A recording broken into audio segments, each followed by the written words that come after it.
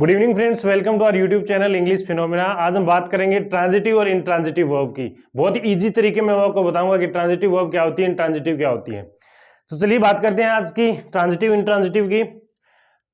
Transitive and intransitive verbs. तो transitive जो होती है आपकी ऐसी वर्ब होती है जो कंप्लीट सेंस निकालने के लिए या फिर हम बोल सकते हैं सेंटेंस का एक कंप्लीट मीनिंग देने के लिए आपको एक ऑब्जेक्ट की जरूरत पड़े किसी वर्ब को, तो वो होती है आपकी ट्रांजिटिव। और जो वर्ब जिसको ऑब्जेक्ट की जरूरत नहीं पड़े फिर भी सेंटेंस का कंप्लीट सेंस दे रही है, इसका मतलब वो क्या है, आपकी इंट्रांजिटिव है। बहुत इजी और आसान तरीके से मैं आपको बता रहा हूं ट्रांजिटिव और इंट्रांजिटिव। तो transitive verbs requires a direct object to convey a complete meaning और सेंस। कंप्लीट मीनिंग और सेंस। तो एक ट्रांजिटिव वर्ब को सीधा ऑब्जेक्ट की जरूरत पड़ेगी अपने बाद। जैसे आई प्ले, तो आई प्ले व्हाट, तो इसका कंप्लीट सेंस नहीं आ रहा। आई प्ले, तो आई प्ले क्या, तो I play cricket, I play volleyball. She likes, तो she likes what, she likes fruits, she like ice creams. तो ये आपके क्या हो जाएंगे, सीधे ऑब्जेक्ट आएंगे, इनकी डायरेक्ट इनके बाद क्या आएंगे, ऑब्जेक्ट आएंगे, वो क्या हो जाएंगे, आपकी ट्रांजिटिव वर्ब हो जाएंगी। बिल्कुल आसान तरीका है। फॉर एग्जाम्पल आई प्ले, अभी मैंने इसी का एग्जाम्पल बताया था। तो आई प्ले व्हाट, तो आई प्ले क्रिकेट। तो क्रिकेट यहां पर आपका क्या है, डायरेक्ट ऑब्जेक्ट है किस वर्ब का, प्ले वर्ब का। तो प्ले वर्ब आपकी यहां पे क्या हो जाएगी, ट्रांजिटिव वर्ब हो जाएगी। सी लव्स व्हाट, तो सी लव्स हिम, तो सी लव्स हुम, सी लव्स हुम, तो सी लव्स हिम। तो here him is the object of the verb loves. The cat killed, so the cat killed what or whom we can say. The cat killed a mouse, this is also direct object. Here she loves him is the direct object. The thief attacked the policeman, तो the thief attacked whom, बहुत easy है कि भी thief attacked whom, the policeman। तो ये भी आपके यहां पर क्या है, ट्रांजिटिव वर्ब है। इसके साथ ऑब्जेक्ट आ रहा है, इसके साथ ऑब्जेक्ट आ रहा है, इसके साथ भी आ रहा है, इसमें भी ऑब्जेक्ट है द पुलिसमैन। तो सीधी सी बात है यहां पर अटैक भी क्या है, आपकी ट्रांजिटिव वर्ब है। The boy stole the jewellery, the boy stole what, jewellery. तो यहां पर हम चारों ही सेंटेंसेस में, पांचों ही सेंटेंसेस में ये देख रहे हैं कि भी ट्रांजिटिव वर्ब अपने साथ ऑब्जेक्ट ले रही है। या तो कोई लिविंग बीइंग है ऑब्जेक्ट, या कोई नॉन लिविंग है। पहले में क्रिकेट नॉन लिविंग है, दूसरे में हिम लिविंग है, तीसरे में माउस लिविंग है, पुलिसमैन लिविंग है, ज्वेलरी नॉन लिविंग है। तो इसमें द ज्वेलरी जो है नॉन लिविंग है। तो ये वो वर्ब जो अपने साथ सीधा ऑब्जेक्ट लेती है एक ठीक ठाक सेंस निकालने के लिए या फिर कंप्लीट थॉट कन्वे करने के लिए। कंप्लीट थॉट कन्वे, वैसे मीनिंग तो भाई इसका भी आ रहा है, आई प्ले मैं खेलता हूं, ठीक है, लेकिन कंप्लीट थॉट इससे क्लियर नहीं हो रही कि आई प्ले व्हाट, क्रिकेट वॉलीबॉल या फिर आप जुआ खेल रहे हैं भाई साहब, पता भी नहीं चल रहा है यहां से। तो आपको कंप्लीट थॉट कन्वे करने के लिए अगर कोई वर्ब अपने साथ कुछ एडिशनल कोई नाउन या प्रोनाउन एज एन ऑब्जेक्ट ले रही है तो आपकी क्या होती है, ट्रांजिटिव वर्ब होती है। अब ट्रांजिटिव वर्ड का मीन क्या होता है, ट्रांजिटिव वर्ड का मीन होता है पास ओवर। पास ओवर, पास ओवर का मतलब यहां पे ये हुआ कि यहां पर ये जो प्ले वर्ब है ये पास ओवर हो रही है सब्जेक्ट से, आई से, किसकी तरफ, क्रिकेट की तरफ।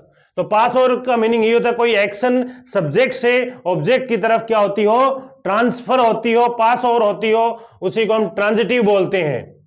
इसमें देखो लव जो वर्ब है ट्रांसफर हो रहा है, लव सी टू हिम। यहां पर किलिंग ट्रांसफर हो रही है, कैट किलिंग कर रही है किसकी, माउस की।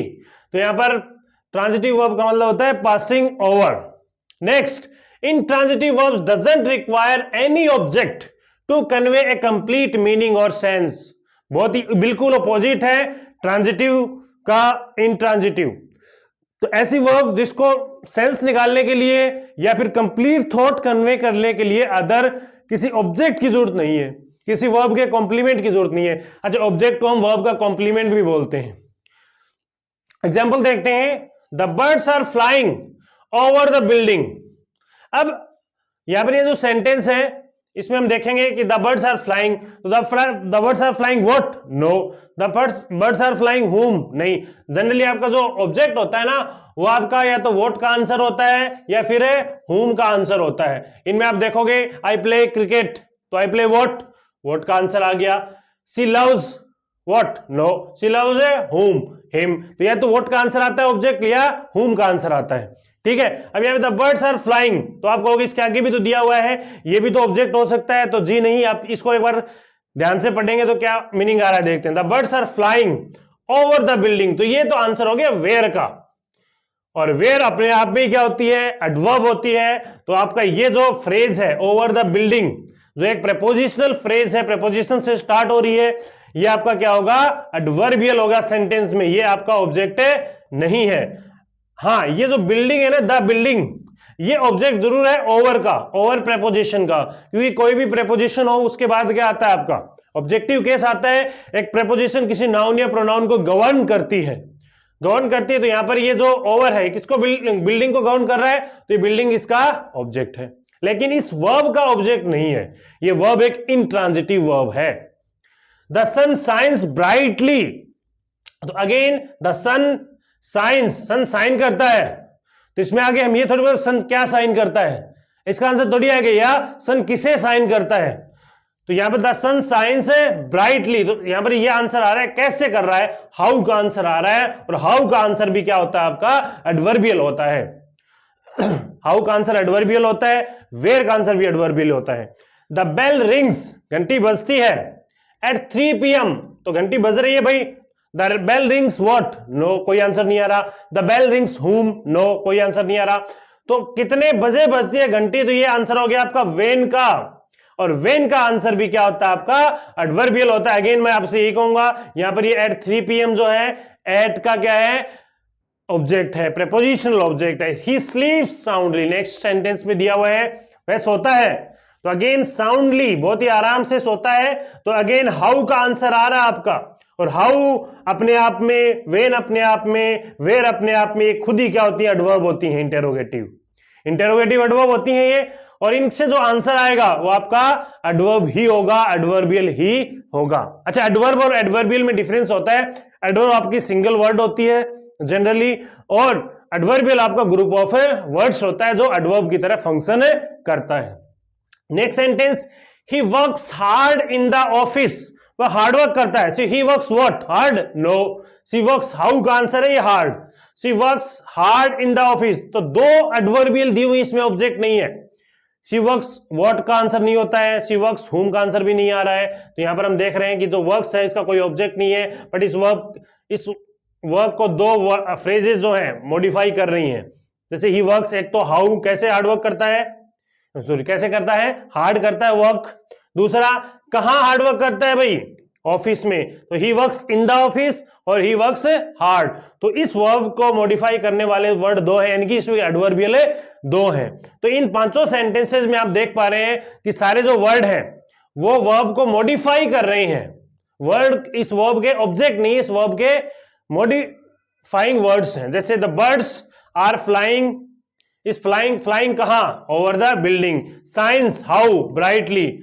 rings when at 3 PM, sleeps how, soundly, works how, hard, works where, in the office। और जो वर्ब को मॉडिफाई करते हैं वो आपके क्या होते हैं, एडवर्ब्स होते हैं। तो इन पांचों सेंटेंसेस में ऑब्जेक्ट नहीं है, तो यहां पर फ्लाइंग, साइन, रिंग, स्लीप और वर्क्स, ये सारी क्या है आपकी इंट्रांजिटिव वर्ब्स हैं, क्योंकि अपने साथ ऑब्जेक्ट नहीं ले रही है, फिर भी एक complete thought, complete sense, meaning convey कर रही है। तो ये डिफरेंस होता है ट्रांजिटिव और इंट्रांजिटिव वर्ब में। आगे ट्रांजिटिव वर्ब को हम आगे और ज्यादा क्लासिफाइड करते हैं।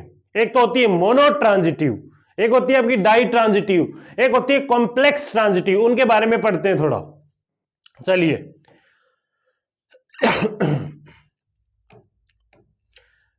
Certain transitive verbs take two objects called ditransitive. The objects are named direct object and indirect object. अभी बताया मैंने आपको, कुछ ट्रांजिटिव वर्ब्स जो होती हैं वो अपने साथ डबल ऑब्जेक्ट भी लेती हैं, यानी कि व्हाट का आंसर भी आएगा और whom का आंसर भी आएगा। मैंने आपको बताया अभी कि ऑब्जेक्ट किसका आंसर होता है, या तो व्हाट का आंसर देगा वर्ब के बाद, या whom का आंसर। तो ऐसी वर्ब जो व्हाट का भी आंसर दे रही है और whom का भी आंसर दे रही है वो डाई ट्रांजिटिव होती हैं। डाई ट्रांजिटिव से पहले हम मोनो ट्रांजिटिव के बारे में जान लेते हैं। तो पीछे अभी हमने देखा था, ये जो वर्ब दिख रही है आपको, आई प्ले क्रिकेट, कितने ऑब्जेक्ट हैं इसमें, यानी कि अभी कितने ऑब्जेक्ट है ये कैसे पता चलेगा, number of noun, number of object नहीं होता है, ये ध्यान रखना है। अच्छा, मैं क्या कहना चाह रहा हूं आप समझना थोड़ा। आई प्ले क्रिकेट, एक ही नाउन है और एक ही आपका इसमें क्या है, ऑब्जेक्ट। अरे कितने ऑब्जेक्ट है, किसका आंसर आ रहा है, व्हाट का आंसर आ रहा है। अब नंबर ऑफ नाउन कितने हैं, ऑब्जेक्ट आपका बिल्कुल नाउन फ्रेज होता है हमेशा। एक सेंटेंस का object always is a noun phrase, या तो नाउन होगा या प्रोनाउन होगा, और प्रोनाउन को भी हम क्या बोलते हैं, नाउन फ्रेज ही बोलते हैं ग्रामेटिकल लैंग्वेज में।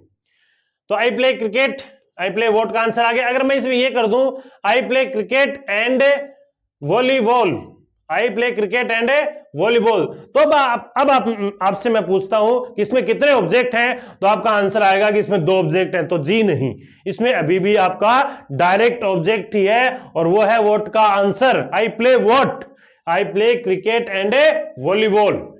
तो यहां पर आई प्ले क्रिकेट में ये जो प्ले वर्ब है कैसी ट्रांजिटिव है, मोनो। मोनो का मतलब होता है 1। कितने ऑब्जेक्ट है इसके पास, एक ही ऑब्जेक्ट है cricket. I play cricket and volleyball, अब भी इसके पास एक ही ऑब्जेक्ट है, किसका आंसर है, व्हाट का आंसर है। तो आई प्ले, यहां पर भी आई प्ले क्रिकेट एंड वॉलीबॉल, इस सेंटेंस में भी ये क्या है, मोनो ट्रांजिटिव है। नेक्स्ट सेंटेंस, सी लव्स हिम, सी लव्स हुम, सिर्फ हुम का आंसर आ रहा है, ध्यान रखना। सी लव्स होम, तो यहां पर भी लव्स जो वर्ब है कैसी है, मोनो ट्रांजिटिव है, एक ही ऑब्जेक्ट है सेंटेंस में। नंबर ऑफ वर्ड्स और number of nouns, number of objects नहीं होते हैं। She loves him and her, sorry she loves him and me, ये लिख दिया मैंने, she loves and him and me, अब भी इसमें एक ही ऑब्जेक्ट है। नंबर ऑफ है वर्ड्स या नंबर ऑफ है नाउन फ्रेज 2 जरूर है, लेकिन ऑब्जेक्ट इसमें एक ही है, तो यहां पर भी लव्स क्या है, मोनो ट्रांजिटिव है। The cat killed a mouse, यहां पर भी किल्ड मोनो ट्रांजिटिव है, एक ऑब्जेक्ट ले रही है। The thief attack the policeman, फिर मुझे ऐड कर देता हूं, चलो, पुलिसमैन एंड यंग मैन, यहां पर भी आपका ऑब्जेक्ट एक ही रहेगा, कौन सा, the policeman and young man, क्योंकि ये आंसर आ रहा है आपका किसका, होम का। तो either a verb either gives answer to the question whom or what, वो आपकी मोनोट्रांजिटिव होगी। अगर दोनों का आंसर दे रही है, what का भी और whom का भी, वो होती है आपकी डाइट्रांजिटिव।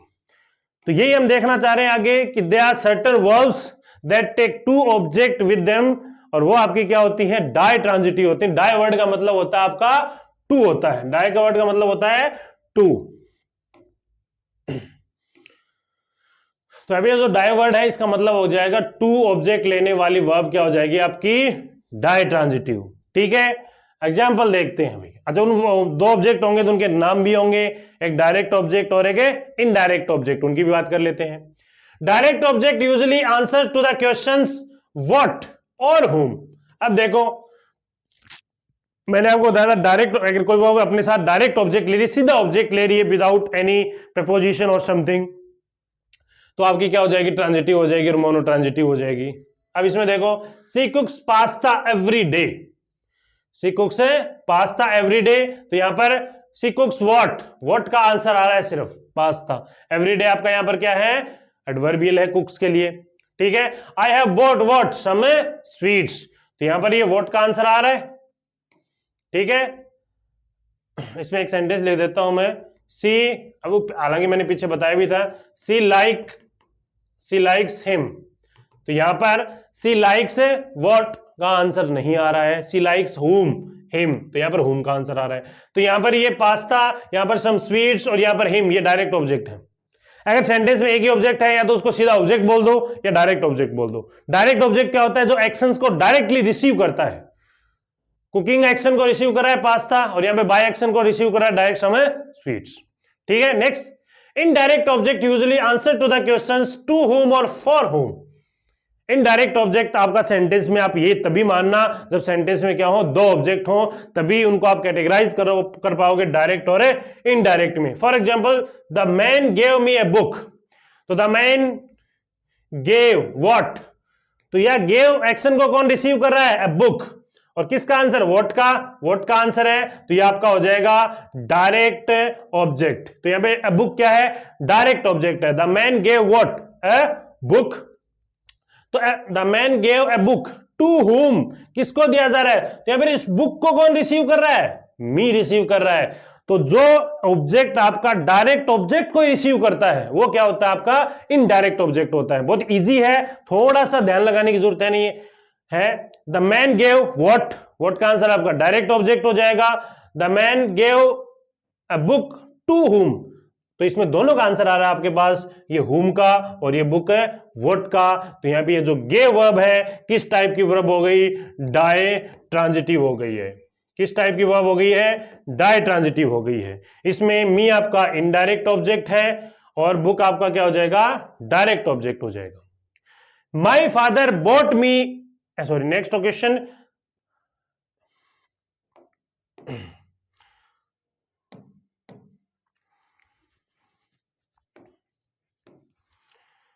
नेक्स्ट है आपका they offered God a few flowers. तो दे ऑफर्ड व्हाट, तो पहले तो व्हाट का आंसर आ रहा है आपका अ फ्यू फ्लावर्स, किसका आंसर है, व्हाट का। और व्हाट का आंसर आपका जनरल सेंस में जनरली हम बोले तो क्या होता है, डायरेक्ट ऑब्जेक्ट होता है। They offered a few flowers, किसे, टू हुम, तो ये आपका आंसर हो गया गॉड है, किसका, हुम का, दोनों ऑब्जेक्ट है। तो ऑफर जो वर्ब है आपकी इसमें कैसी हो जाएगी, डाई ट्रांजिटिव हो जाएगी।